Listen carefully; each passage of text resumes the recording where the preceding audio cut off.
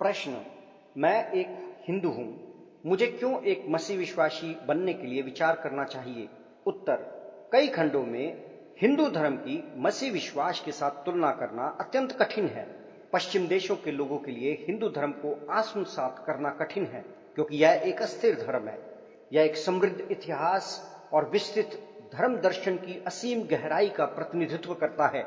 इस संसार में कदाचित ऐसा कोई धर्म होगा जो अपने आप में ही बहुत ही अधिक विचित्र और अलंकृत हो। हिंदू धर्म और मसीह विश्वास की आपसी तुलनात्मक धर्म के नए विद्यार्थियों को आसानी से आश्चर्य में डाल सकती है। इसलिए प्रस्तुत प्रश्न के ऊपर बड़ी ही सावधानी और नम्रता के साथ विचार करना चाहिए। यहां पर दिया हुआ उत्तर हिंदू धर्म के किसी भी बिंदु के ऊपर गहन समझ या इसकी व्यापक जानकारी होने का दावा नहीं करता है। यह उत्तर दोनों धर्मों की तुलना केवल कुछ ही बातों को लेकर इस प्रयास की प्राप्ति के साथ करता है कि कैसे मसीह विश्वासी के ऊपर विशेष रूप से विचार किया जाना चाहिए। प्रथम, मसीह विश्वासी के ऊपर इसकी ऐतिहासिक व्यवहारिकता के कारण विचार किया जाना चाहिए। मसीह विश्वास के पात्र और घटनाएं इतिहास के ढांचे के भीतर इस तरह से निहित हैं, जो विधि चिकित्सा शास्त्र संबंधी विज्ञानों और पुरातत्व विज्ञान और तथ्यात्मक आलोचना के द्वारा पहचाने जा सकते हैं। हिंदू धर्म का निश्चित ही एक इतिहास है, परंतु इसका दर्शन, पौराणिक कथाएं और इतिहास इतने अधिक धुंधले हैं कि अक्सर यह पहचान करना कठिन हो जाता है कि कहां से आरंभ किया जाए और कहां पर समाप्त किया जाए। पौराणिक कथाओं को खुले तौर पर हिंदू धर्म में स्वीकार किया गया है, जिसके कारण यह देवताओं के स्वभाव और व्यक्तित्वों का वर्णन देने के लिए पौराणिक कथाओं की व्यापकता का उपयोग करता है।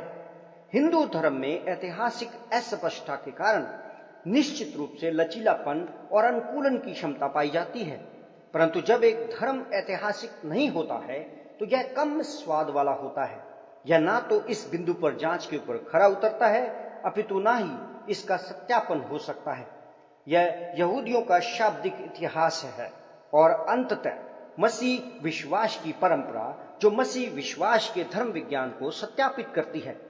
यदि आदम और हव्वा अस्तित्व में नहीं थे, यदि इज़राइल मिस्र की बंधुआई से बाहर निकल कर नहीं आया था, यदि योना मात्र एक रूपक कथा होती, या यदि यीशु इस पृथ्वी पर चला फिरा ना होता, तब तो पूरे के पूरे मसीह विश्वास को इन बातों के ऊपर टुकड़ों में बिखरने की संभावना है।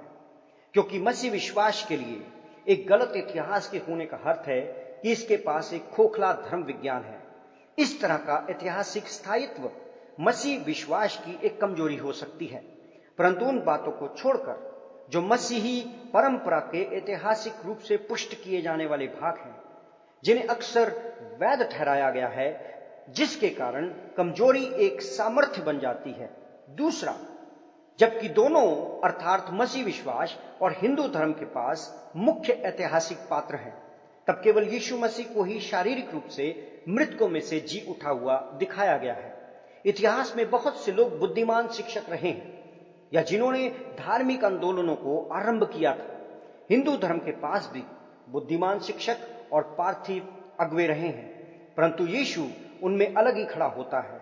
उसकी आत्मिक शिक्षाओं की एक जांच के द्वारा पुष्टि हुई है, जिसमें केवल अलौकिक सामर्थ्य ही सफल हो सकती है, अर्थात मृत्यु और शारीरिक रूप से जी उठना, जिसकी उसने भविष्यवाणी की थी और स्वयं में पूरा किया था।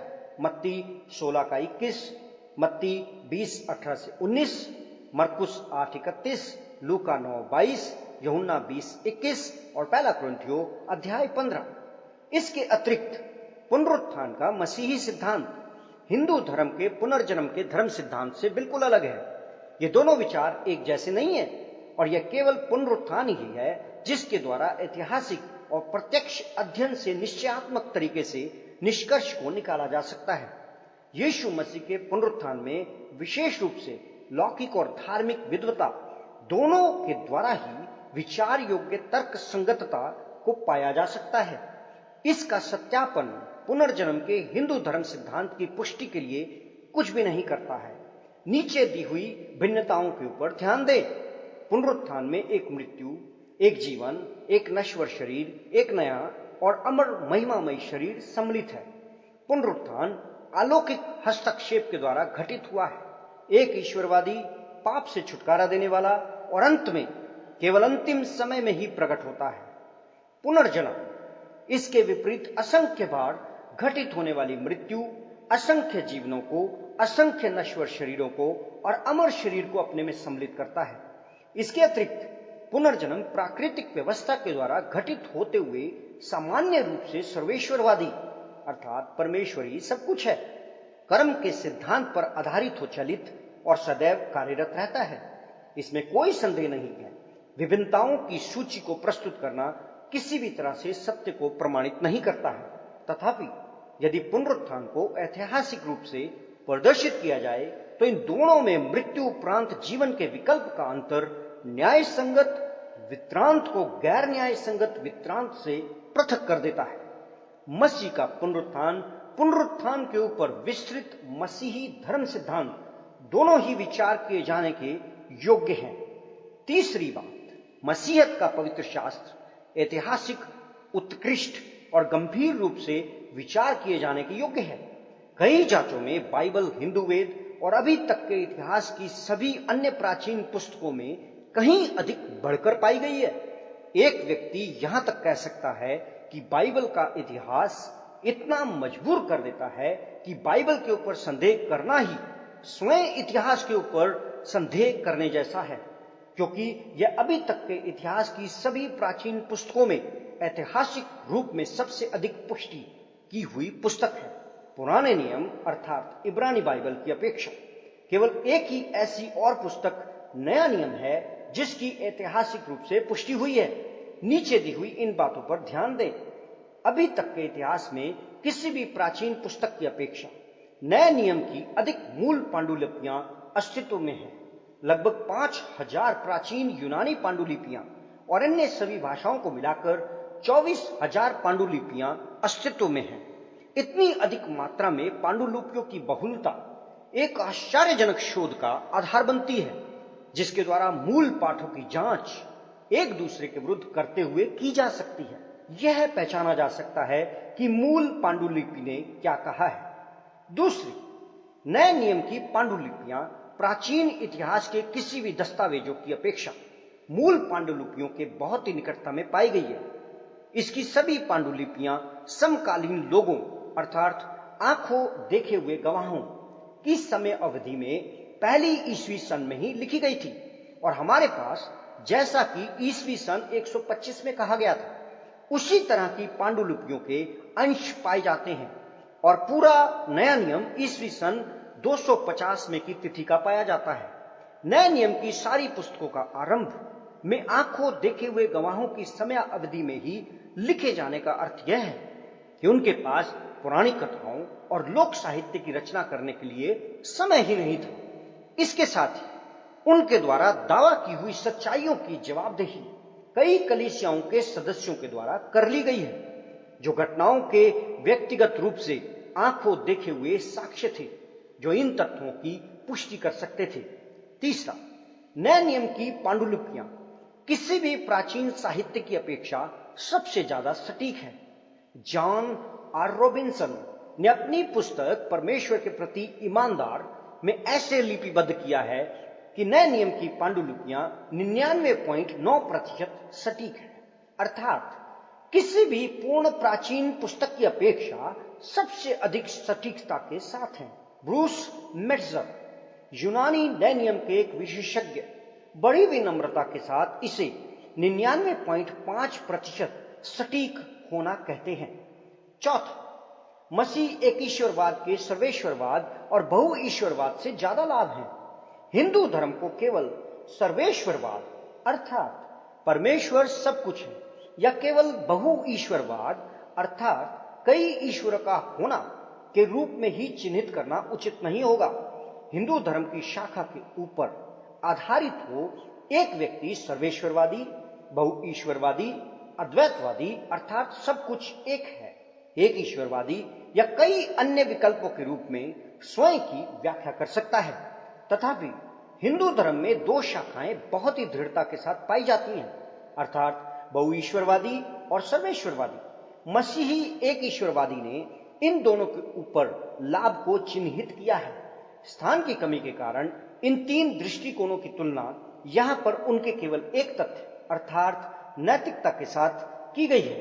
बहु ईश्वरवाद और सर्वेश्वरवाद के पास उनकी नैतिकता के लिए सद्गंध आधार पाए जाते हैं। बहु ईश्वरवाद के साथ यदि बहुत से ईश्वर पाए जाते हैं, तब किसी ईश्वर के पास अंतिम नैतिक मापदंड है जिसकी नैतिकता का पालन मनुष्य को करना चाहिए। जब बहुसंख्यक ईश्वर हो जाते हैं, तब उनके नैतिक मापदंड की पद्धतियां या तो आपस में संघर्षरत नहीं होती हैं या संघर्षरत होती हैं, या फिर अस्तित्व में है ही नहीं। यदि यह अस्तित्व में है ही नहीं, तब तो नैतिकता को आविष्कृत किया गया है और यह आधारहीन है। इस धारणा की कमजोरी स्वयं प्रमाणित हो जाती है। यदि नैतिक मापदंड की पद्धतियां आपस में संघर्षरत नहीं है, तब किस सिद्धांत के ऊपर वे केवल एक दूसरे के साथ पंक्तिबद्ध है। पंक्तिबद्ध होने के लिए उनका जो भी सिद्धांत हो वह ईश्वरों में सर्वोच्च ही होगा। इस स्थिति में ईश्वर सर्वोच्च नहीं हुए, क्योंकि वह किसी अन्य अधिकार के प्रति उत्तरदायी है। इसलिए कोई सर्वोच्चम वास्तविकता है जिसके प्रति उन्हें अधीन होना होगा। यह सच्चाई बहु ईश्वरवाद को हल्का, यदि ऐसा नहीं है तो खोखला प्रकट कर देता है। तीसरे विकल्प के रूप में, यदि ईश्वर सही और गलत के प्रति अपनी नैतिकता के मापदंड में एक दूसरे के साथ संघर्षरत है, तब तो वे एक ईश्वर का आज्ञा पालन दूसरे के साथ स्वयं को खतरे में डालते हुए करते हैं, जो उनके ऊपर उसके दंड को ले आता है। नैतिकता संबंधात्मक होती है। एक ईश्वर के लिए भलाई आवश्यक नहीं है कि यह एक ही उद्देश्य की प्राप्ति और विश्वव्यापी अर्थ में सबके लिए भलाई हो। उदाहरण के लिए, एक व्यक्ति के द्वारा एक बच्चे का बलिदान देवी काली को भेंट स्वरूप चढ़ाना हिंदू धर्म की किसी एक शाखा के लिए प्रशंसनीय होगा, परंतु अन्यों के लिए निंदनीय होगा। परंतु निश्चित रूप से बच्चों का बलिदान अपेक्षाकृत आपत्तिजनक है। कुछ बातें चाहे कुछ भी क्यों ना हो, सभी कारणों और अपने प्रगटीकरण के द्वारा सही या गलत होती हैं। सर्वेश्वरवाद भी बहुदेव ईश्वरवाद से ज्यादा सर्वोत्तम नहीं है, क्योंकि यह भी दृढ़तापूर्वक यही कहता है कि अंत में केवल एक ही ईश्वरीय वास्तविकता है। इस प्रकार यह भलाई और बुराई के मध्य अंतिम रूप से अंतर को होने देता है। यदि भलाई और बुराई वास्तव में एक दूसरे से भिन्न है, तब एक इकलौती अदृश्य वास्तविकता नहीं हो सकती है। सर्वेश्वरवाद अंततः नैतिक रूप से भलाई और बुराई के मध्य में अंतरों को नहीं होने देता है। भलाई और बुराई एक ही अविभाज्य वास्तविकता से निकल कर आती है, और यदि ऐसे अंतर जैसे कि भलाई और बुराई को निर्मित भी किया जा सकता है, तो अभी कर्म के सिद्धांत का संदर्भ इस अंतर के नैतिक संदर्भ को शून्य कर देता है। कर्म का सिद्धांत एक अवैयक्तिक सिद्धांत है जो बहुत कुछ प्राकृतिक व्यवस्था के जैसे है, जैसे गुरुत्वाकर्षण या निष्क्रियता के सिद्धांत का होना। जब कर्म किसी पापी आत्मा पर कार्य करता है, तो यह ईश्वरीय निर्णय नहीं होता जो न्याय को ले आता है। इसकी अपेक्षा यह प्रकृति की एक अवैयक्तिक प्रतिक्रिया है, परंतु नैतिकता व्यक्तित्व की मांग करती है, ऐसा व्यक्तित्व जिसे कर्म का सिद्धांत प्रदान नहीं दे सकता। उदाहरण के लिए, हम एक छड़ी को पीटने में उपयोग होने के कारण दोष नहीं लगा सकते हैं। छड़ी तो बिना किसी नैतिक योग्यता या दायित्व के साथ मात्र एक वस्तु है। इसकी अपेक्षा हम उस व्यक्ति को दोष लगाते हैं जो इस छड़ी का उपयोग दुर्व्यवहार के लिए कर रहा है। इस व्यक्ति के पास नैतिक योग्यता और नैतिक दायित्व है। ठीक इसी तरह, यदि कर्म का सिद्धांत केवल एक अवैयक्तिक स्वभाव है, तब यह अनैतिकता बिना किसी नैतिकता के और नैतिकता के लिए पर्याप्त आधार नहीं है। तथापि मसीही विश्वास का एक ईश्वरवाद अपनी नैतिकता को परमेश्वर के व्यक्तित्व में निहित करता है। परमेश्वर का चित्र भला है, और इसलिए जो कुछ उसकी और उसकी इच्छा की पुष्टि करता है वह भला है। जो कुछ परमेश्वर और उसकी इच्छा से दूर हो जाता है वह बुराई है।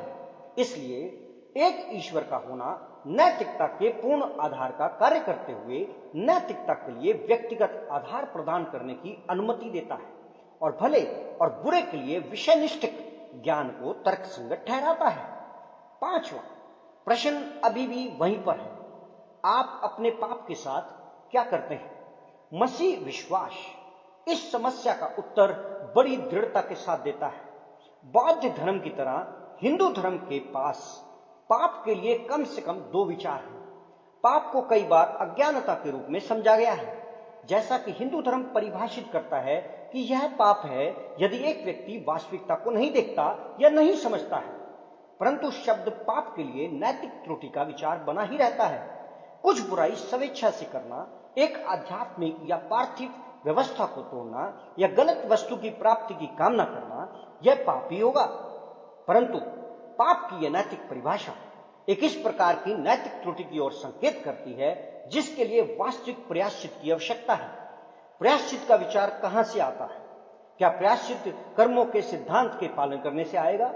कर्म का सिद्धांत अवैयक्तिक और अनैतिक है। एक व्यक्ति बुरे कामों को संतुलित करने के लिए भले कामों को कर सकता है, परंतु एक व्यक्ति पाप का निपटारा कभी भी नहीं कर सकता है। कर्म यहां तक कि ऐसे संदर्भ भी प्रदान नहीं कर सकते हैं जिसके फलस्वरूप एक व्यक्ति की नैतिकता भरी त्रुटि गलत नैतिकता मानी जाए। उदाहरण के लिए, हम किसी को ठेस पहुंचाते हैं। यदि हम पाप को अकेले भी करते हैं, कर्म किसी भी तरह से इसकी कोई चिंता नहीं करता, क्योंकि कर्म एक व्यक्ति नहीं है। उदाहरण के लिए मान लीजिए कि एक व्यक्ति किसी नौजवान को मार देता है। हो सकता है कि वह उस ठेस पहुंचे हुए व्यक्ति को धन, जमीन या अपने पुत्र को दे देने का प्रस्ताव दे, परंतु वह उस व्यक्ति को ना मरा हुआ नौजवान तो नहीं बना सकता है। इस पाप की भरपाई तुष्टीकरण की कोई भी मात्रा पूरी नहीं कर सकती है। क्या प्रायश्चित शिव या विष्णु से प्रार्थना या मनन करने के द्वारा आता है? चाहे ये पाप क्षमा का प्रस्ताव ही क्यों ना दे, तो भी ऐसा जान पड़ता है कि पाप फिर भी एक ना अदा किया हुआ कर्ज ही रहेगा।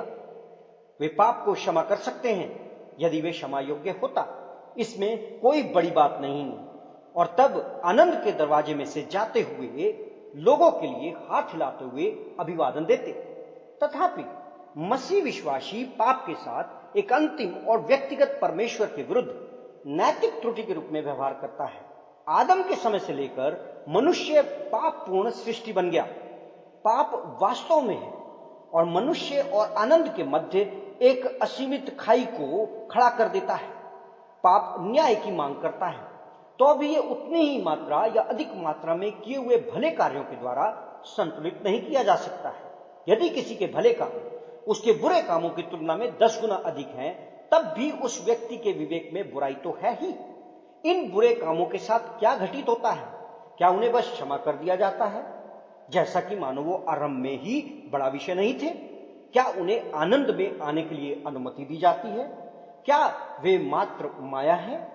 इस प्रकार किसी भी प्रकार की समस्या को छोड़ा नहीं जाता है। इनमें से कोई भी विकल्प उपयुक्त नहीं है।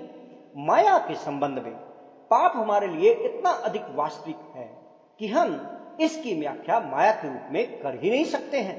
पाप से पूर्ण होने के संबंध में जब हम स्वयं के साथ निष्ठावान होते हैं, तब हम सभी जानते हैं कि हम सब ने पाप किया है।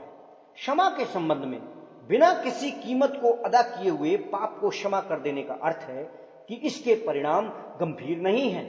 हम जानते हैं कि यह झूठ है। आनंद के विषय में आनंद तब उतना ही अधिक भला नहीं रह जाता यदि पाप निरंतर भीतर कार्य करता रहता है। ऐसा जान पड़ता है कि कर्म का पैमाना हमें हमारे हृदय में पाप और गुप्त संदेह को देता है कि हमने सही और गलत के किसी अंतिम व्यक्तिगत मापदंड के विरुद्ध कार्य किया है। इसी के साथ आनंद हमें सहन भी नहीं कर सकता है, या साथ ही इसे सिद्ध होना भी समाप्त करना होगा ताकि हम इसके साथ चल सकें। तथापि मसीह विश्वास के साथ सभी पाप को दंड दिया जाता है।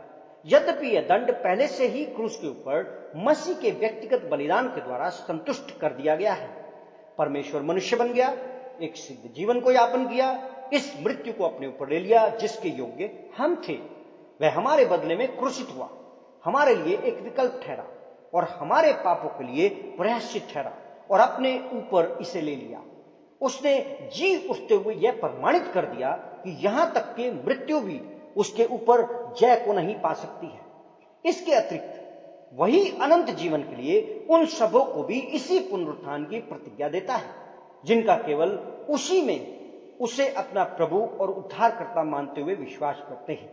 रोमियो 3:10, 23, 6:23, 8:12, 10:9-10, इफिसियो 2:8-9 और फिलिपियों 3:21। अंत में मसीह विश्वास में हम जानते हैं कि हम बचाए हुए हैं। हमें कुछ क्षणभंगुर अनुभव के ऊपर निर्भर रहने की आवश्यकता नहीं है, ना ही हमें हमारे स्वयं के भले कामों के ऊपर या उत्साही चिंतन के ऊपर, ना ही हमें हमारे विश्वास को झूठ ईश्वर के ऊपर टिकाने की आवश्यकता है, जिन्हें हम अस्तित्व में होने का विश्वास करने का प्रयास कर रहे हैं। हमारे पास एक जीवित और सच्चा परमेश्वर है, एक ऐतिहासिक रूप से सहारा देने वाला विश्वास, एक स्थायी और जांचा हुआ परमेश्वर का प्रकाशन अर्थात पवित्र शास्त्र, नैतिक जीवन को यापन करने के लिए धर्म वैज्ञानिक रूप से संतुष्ट करने वाले आधार, और परमेश्वर के साथ स्वर्ग में सुरक्षित घर हमारे पास में है। इस कारण इन सब बातों का आपके लिए क्या अर्थ है? यीशु ही अंतिम वास्तविकता है। यीशु हमारे पापों के लिए एक सिद्ध बलिदान था। परमेश्वर हम सबों को क्षमा और उद्धार तब प्रदान करता है जब हम बस केवल उसके वरदान को हमारे लिए ग्रहण करते हैं। यूहन्ना 1:12 यह विश्वास करते हैं कि यीशु हमारे लिए उद्धार करता है, जिसने अपने जीवन को हमारे अर्थात अपने मित्रों के लिए दे दिया। यदि आप अपने विश्वास को यीशु को केवल अपना उद्धारकर्ता मानते हुए उसमें रखेंगे, तब आपके पास स्वर्ग के अनंतकालीन आनंद का पूर्ण आश्वासन होगा। परमेश्वर आपके पापों को क्षमा करेगा, आपके प्राण को शुद्ध करेगा, आपकी आत्मा को नवीकृत करेगा और आपको इस संसार में बहुतायत और आने वाले संसार में अनंत जीवन दे देगा। हम कैसे इस बहुमूल्य वरदान को अस्वीकार कर सकते हैं? हम कैसे अपनी पीठ को उस ईश्वर से फेर सकते हैं जिसने हमसे इतना अधिक प्रेम किया है कि स्वयं को हमारे लिए बलिदान में दे दिया? जो कुछ आप विश्वास करते हैं उसमें यदि आप सुनिश्चित नहीं हैं, तो हम आपको इस प्रार्थना को करने के लिए निमंत्रण देते हैं। हे परमेश्वर, जो कुछ सत्य है उसे जानने में मेरी सहायता कर, जो कुछ त्रुटिपूर्ण है उसे समझने में मेरी सहायता कर। मुझे यह जानने में सहायता कर कि उद्धार का सही मार्ग कौन सा है। परमेश्वर सदैव आपकी इस तरह की गई एक प्रार्थना को सम्मान देगा। यदि आप यीशु को अपना उद्धारकर्ता करके ग्रहण करना चाहते हैं, तो बस केवल परमेश्वर से मौखिक रूप से या चुपचाप से बात करें। उससे कहें कि आप यीशु के द्वारा उद्धार के वरदान को ग्रहण करते हैं। यदि आप एक प्रार्थना को करना चाहते हैं, तो यहां पर एक उदाहरण दिया हुआ है। हे परमेश्वर, मुझसे प्रेम करने के लिए तेरा धन्यवाद, स्वयं को मेरे लिए बलिदान करने के लिए तेरा धन्यवाद, मुझे क्षमा और उद्धार प्रदान करने के लिए तेरा धन्यवाद। मैं यीशु के द्वारा उद्धार के वरदान को ग्रहण करता हूं। मैं यीशु को अपना उद्धारकर्ता करके ग्रहण करना चाहता हूं।